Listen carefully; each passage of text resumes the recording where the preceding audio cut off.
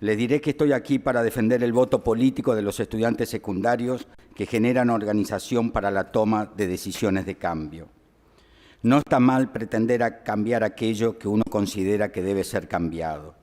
La experiencia es que ante la existencia de la organización nace la participación y el debate, se crece intelectualmente.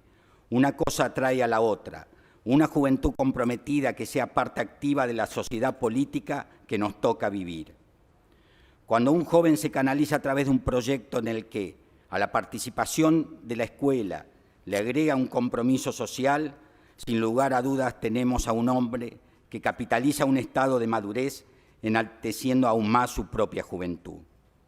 Estoy de acuerdo con el voto optativo de los jóvenes a los 16 años. ¿Quién podría negarle el voto al que demuestra su capacidad de lucha por una sociedad más justa? Más de 200 estudiantes secundarios y jóvenes de entre 14 y 18 años están desaparecidos por orden de la última dictadura cívico-militar en nuestro país, por pertenecer a centros de estudiantes u organizaciones políticas. Aquellos jóvenes estaban en condiciones de votar. ¿Por qué cree ustedes que desaparecieron o por qué fuimos perseguidos? Dos breves historias. María Clara Ciocchini se formó en el grupo cristiano Scout San Pío X de la comunidad de la Pequeña Obra, dando apoyo escolar y sanitario en villas de su ciudad en Bahía Blanca, provincia de Buenos Aires. En diciembre de 1975 emigró a La Plata para no ser asesinada por la AAA, que la fue a buscar a su casa. Entró al Colegio Bellas Artes de La Plata y se integró a una agrupación secundaria peronista. Fue secuestrada junto a María Claudia Falcone, de 16 años, de su domicilio. Francisco López Muntaner, en los primeros cuadernos que dibujó y pintó, quedó como testigo de su temprana edad relatos de mulatos y aborígenes, donde manifestaba su inquietud por la discriminación social. También le fascinaba la mitología griega. A los chicos del barrio les organizaba jornada de pesca en el arroyo cercano a su casa. Ayudaba a su madre con la atención del almacén que tenían en el barrio. Cuando fue secuestrado, estaba leyendo La formación de la conciencia nacional de Hernán de Arregui. Fue secuestrado a los 16 años, siendo estudiante secundario. Lo más peligroso era la capacidad de organización, de generar debate, de liderazgo, de intelectualidad, de sensibilidad social. Había que desaparecer el centro de estudiantes, las agrupaciones políticas o las organizaciones sociales, porque es la organización la que da responsabilidad y horizonte de esperanza, la que junta inquietudes y sueños y los transforma en herramientas para crecer colectivamente. No le teman a los jóvenes en capacidad crítica. A lo sumo, en su madurez digna, ofrézcanse para ser juzgados sobre las coherencias de sus vidas. Déjenme decirles que no hay un joven desaparecido que no haya dejado una poesía o una narración manifestando el amor a su compañera o compañero. Frente a la crisis política e institucional de un gobierno constitucional, asumieron la responsabilidad de resistir en sus colegios el golpe cívico-militar más asesino de nuestra historia, manifestando su repudio con pintadas en los baños y militando en las agrupaciones políticas de la clandestinidad aún a riesgo de perder su propia vida. Y permítanme decirlos que los he visto dignos en la tortura y en los campos de concentración de donde muchos no salieron con vida. Les aseguro que si le damos la posibilidad de votar a los que tienen inquietudes y a los que sueñan, a los que temprana edad luchan por todos, estos derramarán su pasión a otros y otros a otros, en los colegios, en los barrios y en los partidos políticos. Una dictadura tuvo la necesidad de asesinar a jóvenes de 14 a 18 años. Hoy les pido que ellos voten, que los dejen votar del horror de esos campos de concentración, donde todos estos años fueron la noche de los lápices e integraron a muchos de ustedes, y seguramente lo harán con sus hijos y con sus nietos. Hagamos que hoy puedan votar, sin olvidarnos que aún no encontramos a sus jóvenes cuerpos, y sin olvidarnos que si los encontráramos un día, veríamos en ello lo que el hombre adulto también es capaz de hacer. Me atrevo a asegurarles que el joven que tome la decisión de votar estará dejando atrás un ciclo signado por el individualismo y estará confirmando su vocación ciudadana.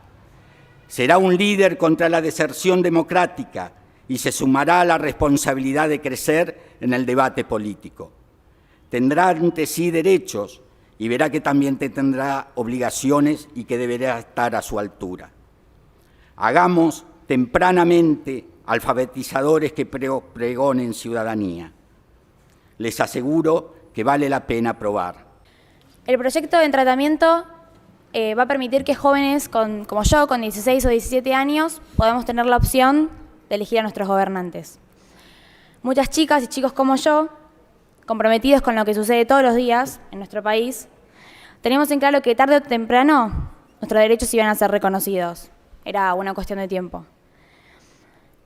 Y realmente nos honra que se nos escuche.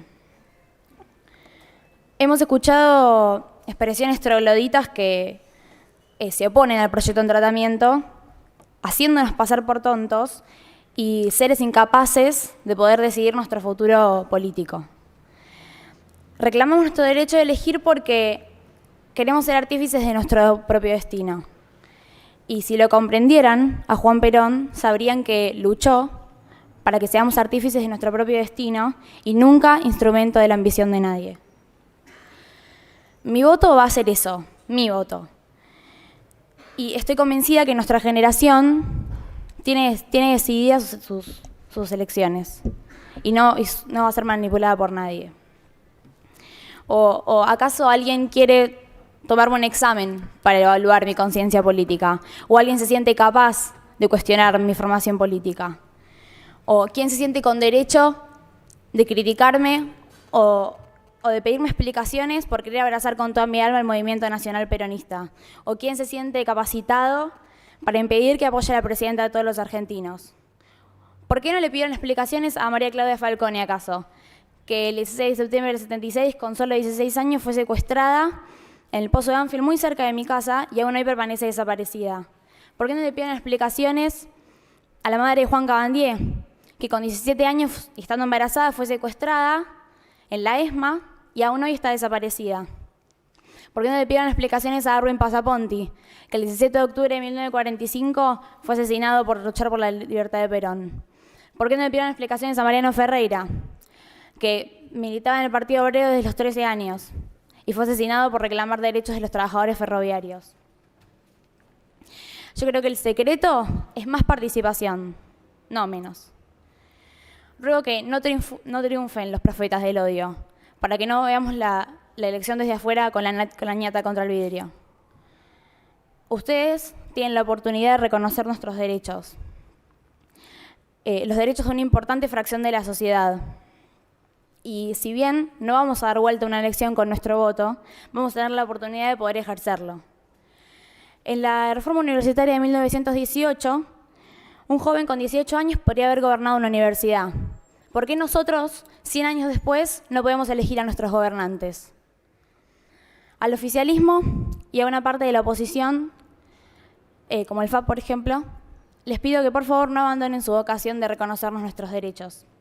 A la Unión Cívica Radical le pido respetuosamente que no bajen las históricas banderas de participación y reconocimiento a la juventud. Confío en la estatura de todos nuestros representantes a la hora de tener que emitir su voto. Y ruego que Dios los ilumine para que esa decisión no postergue nuestro protagonismo por mucho más tiempo. Muchas gracias. Se llama La juventud no es más que una palabra. Y en ese texto, que muchas veces fue interpretado como un texto culturalista, Bourdieu no dice no hay juventud, no dice es solamente una categoría, sino que dice la juventud es una creación histórica, la juventud no es algo que esté dado.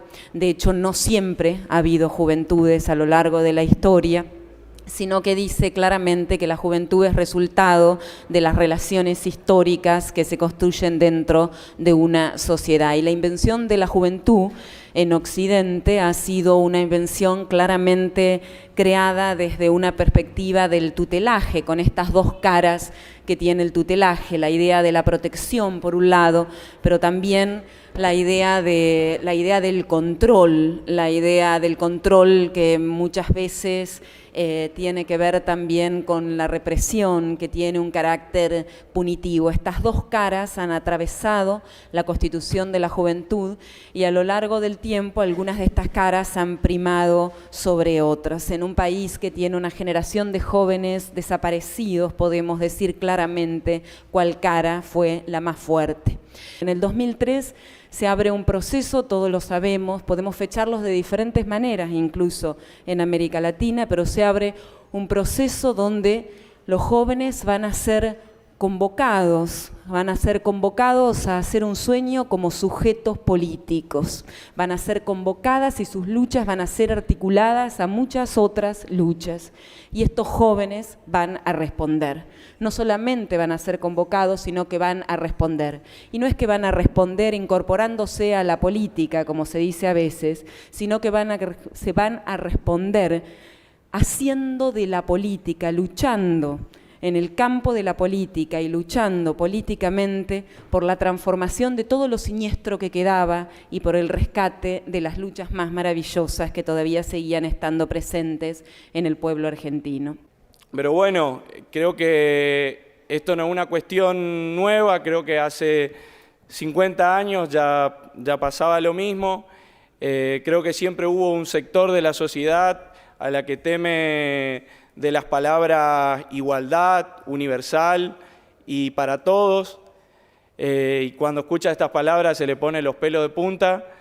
Creo que sigue existiendo eso, sigue existiendo este sector de la sociedad que piensa y que en su momento quiso calificar el voto de la mujer diciendo que tenía que tener 20 años o 22, o también diciendo que tenía que tener niveles educativos universitarios porque los maridos le iban a elegir el voto. Y hoy, sin embargo, tenemos una presidenta mujer y tenemos también senadoras y tenemos mujeres en todos los niveles de gobierno de nuestro país.